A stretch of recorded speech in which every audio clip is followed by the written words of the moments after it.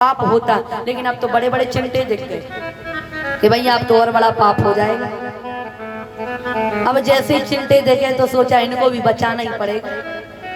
अब जैसे चिंटों को बचाने के लिए छलांग लगाई तो राजा रहुगढ़ पालकी में बैठा हुआ था। जैसे ही छलांग लगाई तो पालकी से टन करके फिर बजी खोपड़ी। फिर राजा रहुगढ़ घबरा गया, अरे तुम्हें चलना नहीं आता है? आज तो लगता है कि तुम हमारी खोपड़ी फोड़ दोगे, ढंग से चलो। सेनापति को डांटने लगे, अरे तुमने कहां से लाकर इस व्यक्ति को लगा दिया, इसे चलना भी नहीं आता है। अब महाराज जड़ भरत महाराज शांत रहे कि भैया अभी भी हमने शांत हूँ, कुछ नहीं कहा। थोड़ी आगे और चले, जैसे आगे जा रहे थे तो एक बिल्ली थी। अब महाराज वो बिल्ली जो थी वो बड़ी शीघ्रता से निकल रही थी। अब ये तो बड़ी अपनी धुन में चले जा रहे हैं, तेजी से जा रहे थे। अब इतने में बिल्ली निकली तो जैसी बिल्ली ने रास्ता काटा सो इन्हें ब्रेक लगाया, और जैसे ब्रेक लगाए तो राजा रहुगढ़ सीधा पालकी से नीचे आ गया, धरती में गिर पड़ा। हाथ जोड़कर बैठ गए, हे महाराज जी ये बताओ तुम हो कौन और आए कहां से, कैसे पंडित हो तुम? तुम्हें ठीक से चलना नहीं आता, इतना बड़ा रोड डला हुआ है। अब तो महाराज जड़ भरत महाराज से रहा नहीं गया।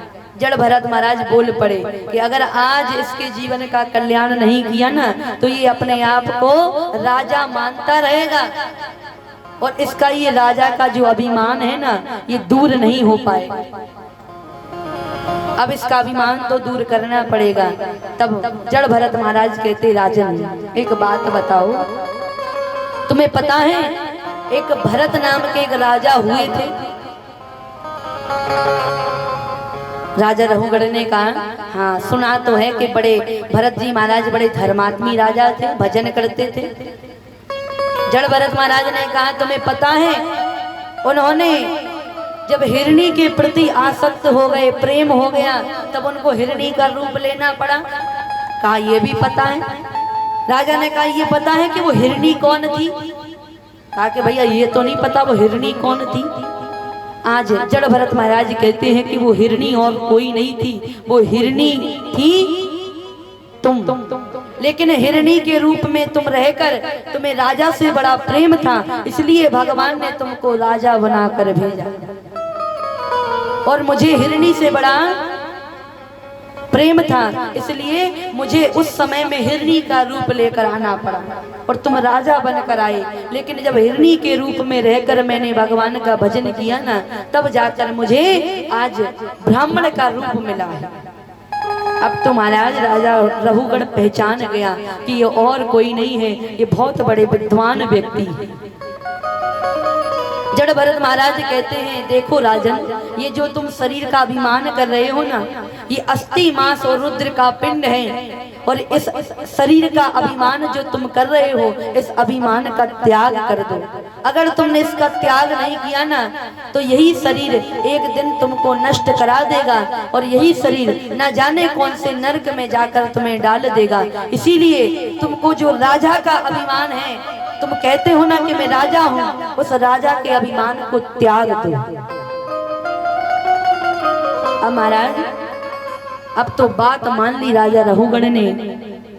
अब जैसी बात मानी, भगवान के भजन करके राजा रहुगढ़ ने अपने जीवन का कल्याण कर लिया।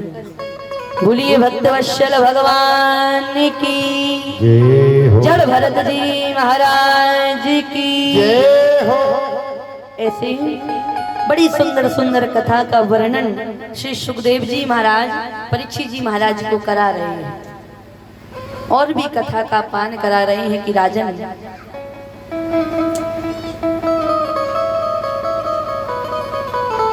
नींद तो नहीं आ रही हैं? नहीं तो सो जाओ, एक झपकी लो फिर जग जाओ, सो नहीं जाइए। और कहते हैं महाराज कि घूंघट में बड़े बड़े काम हो जाते हैं। घूंघट माता है पता है क्या क्यों डाल के बैठती? घूंघट इसलिए डाल कर बैठती हैं कि अब व्यास जी बैठे हुए हैं, अगर मुंह उगाड़ कर बैठेंगे भैया सुबह देखती रहेंगी, उनने देख लिया सो रहे सो मंच से कह देंगे घूंघट डाल के बैठती है माताएं, एक झपकी ले लेंगी फिर जग जाएंगी। इसलिए कहते हैं घूंघट में बड़े बड़े काम हो जाते हैं, घूंघट में नींद भी आधे लोग ले लेते हैं। और कई लोग तो ऐसे होते कथा में ऐसी जगह देखेंगे जहाँ टिकने की व्यवस्था हो, टिक कर बैठेंगे बढ़िया वहीं सो जाएंगे, क्योंकि घर में बीवी तो सोने नहीं देती हैं। बच्चे परेशान करते हैं, परिवार वाले परेशान करते, सोचते हैं चलो कथा हो रही, कथा भी सुन लेंगे और वहीं पर नींद भी खर्राटे भी ले लेंगे। कई लोग होते हैं ऐसे, नींद बढ़िया पूरी। और कहते हैं कि जब भगवान की चर्चा होती है ना, नींद बड़ी प्यारी आती है। और नियम भी बताए हैं भागवत जी को सुनने के, 2 नियम हैं, और जिसने 2 नियम पाल लिए उसको पूरी कथा समझ में आ गई। तो 2 नियम कौन से हैं? एक बताया है मन देवता का, ये जो मन देवता है ना, ये सबसे बड़े देवता कहे गए। और मन देवता को अपने काबू कर लिया, इंद्रियों को काबू में कर लिया ना, तो पूरी कथा समझ में आ जाएगी। क्यों? क्योंकि ये मन देवता बड़े चंचल होते हैं। जहाँ पर अपने आत्म कल्याण की बात आती है, जीवन का कल्याण होने के लिए जाता ही है, उसी समय ये मन देवता कथा में से निकलकर घर में लग जाते हैं। लग जाते हैं कि नहीं? अभी कई माताएं बैठी होंगी, सोच रही होंगी भोजन नहीं किया, कब कथा विराम होगी, कब जाके भोजन करेंगे। अभी तो झाड़ू लगाना बाकी है, बर्तन डले होंगे। इसीलिए मन देवता बड़े चंचल हैं महाराज। मन को लगाना इतनी आसानी नहीं है, और मन जहाँ पर लग जाए तो वो बहुत बड़ी बात है कि आपका मन भागवत जी में लगा हुआ है। और दूसरा नियम है, दूसरी चीज बताई है निद्रा देवी।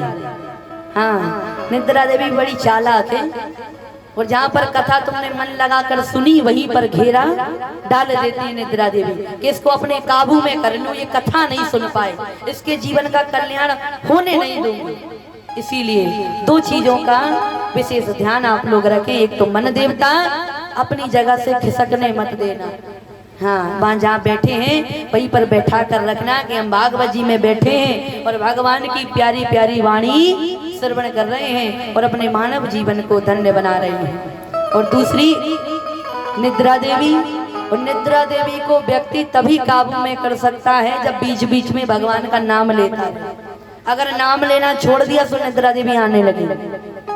इसीलिए बीच बीच में भगवान का नाम लेते रहिए, जय श्री कृष्णा कहते रहिए। हाँ, कुछ भी कहिए, भगवान का नाम लीजिए। अच्छा, भजन गाएं हैं? भजन गाएं कि कथा करें? हम तो इसलिए भजन गाते कि तुम्हें नींद ना आ जाए, नहीं तो हम वैसी कथाओं में भजन कम करते हैं। हम तो लोगों को देखकर कथा सुनाते हैं। हाँ, कि ऐसा ना हो कि लोग सो जाएं, देवी जी कथा ही सुना रही, चल रही अपने धुन मारे धुन कथा। हाँ, इसीलिए बीच में गाते रहते कि जग जाओ ताली बजाने लगो। बोलिए भागवत महापुराण की जय हो।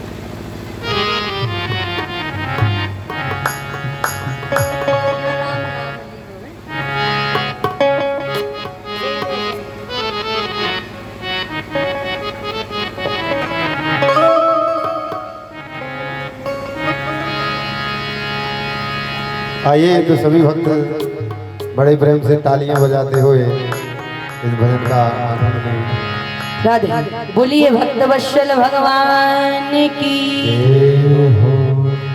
अरे ना राम नाम लीनो तूने भरी जवानी में, तू डूब के मर जा रे चुल्लू भर पानी में।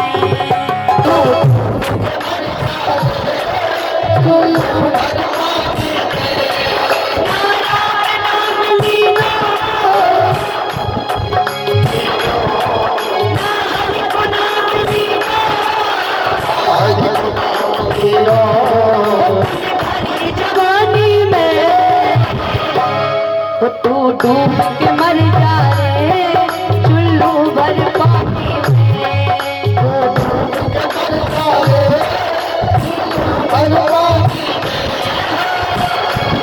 तालियां बजाते हुए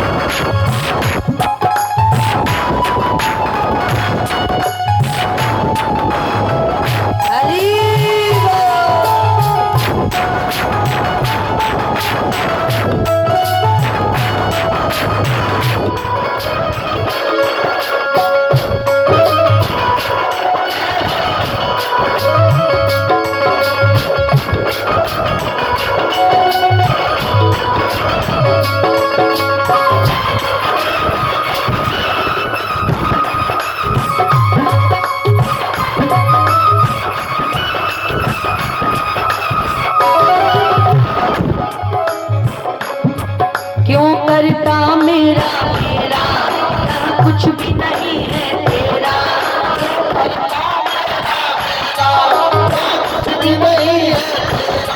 क्यों करता मेरा मेरा यहाँ कुछ भी नहीं है तेरा।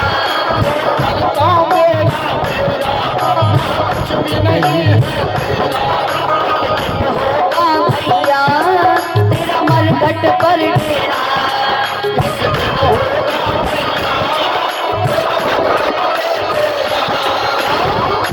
देखिए व्यक्ति का सच्चा घर कहा गया है मरघटा, जो डेरा होता है ना जहाँ पर जलाया जाता है, वो हमारा घर कहा गया है।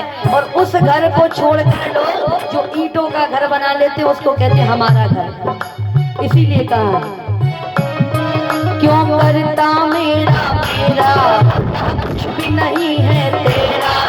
क्यों करता मेरा मेरा कुछ भी नहीं है। एक दिन होगा भैया तेरा मरघट पर डेरा।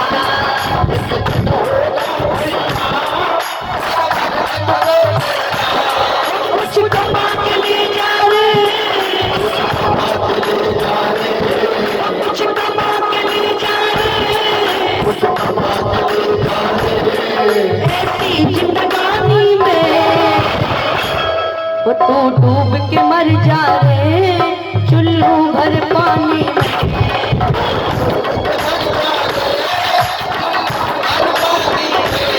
तू डूब के मर जा रे चुल्लू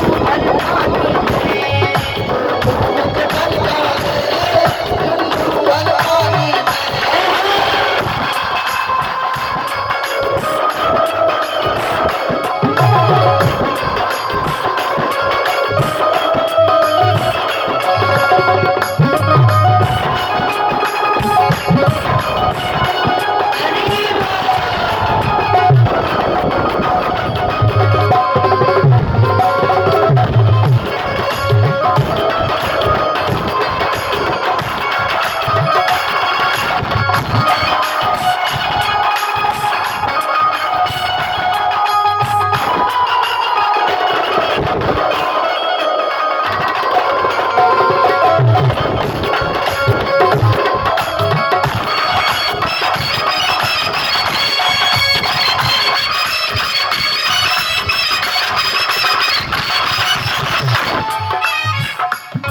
काला यो दुनिया में मिल जाए माटी में।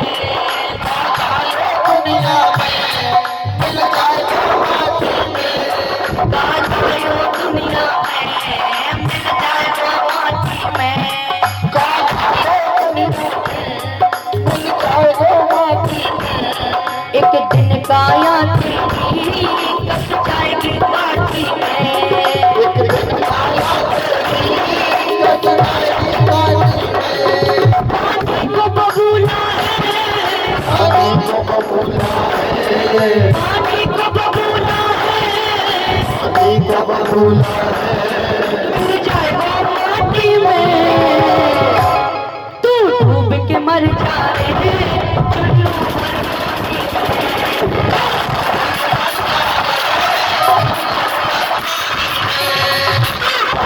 मर जा रे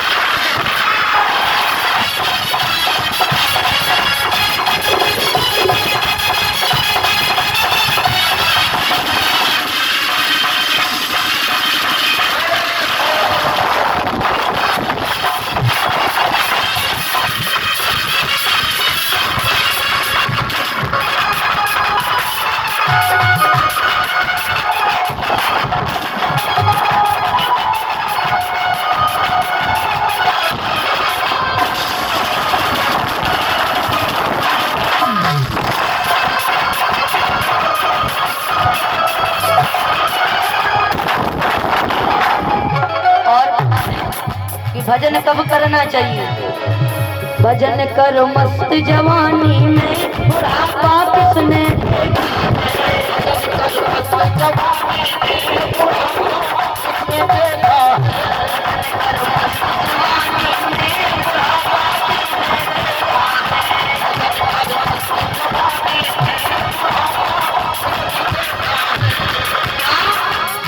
बुढ़ापे में हालत पता है कैसी हो जाती है? व्यक्ति को आंखों से अच्छा दिखाई भी नहीं देता, कानों से नहीं सुन सकते, पैरों से चल भी नहीं सकते। कहाँ है? आपसे एक न पाओगे, आपसे एक न पाओगे, कान से सुन नहीं पाओगे, पाँव से चल नहीं पाओगे, कथा तक पहुँच न पाओगे। कथा कब सुननी चाहिए? कथा सुनो मस्त जवानी में, बुढ़ापा